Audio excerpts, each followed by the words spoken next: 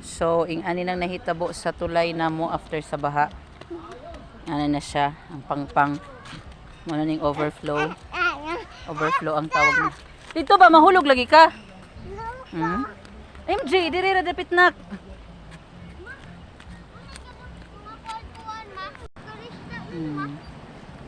Mga isda pero mga butite.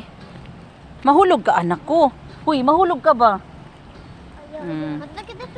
Oh, kaday lang. So, ani na siya ang damage. Oh, dati mo nang kalsada. Nya mo na ni siyang damage.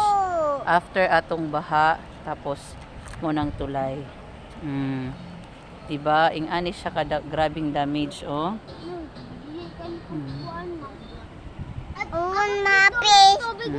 Mama. Abot diri ang tubig dito. Uy, nga na siya kakuan. Parsada man ni. Ma, dito maabot isa mo. Ito, ma.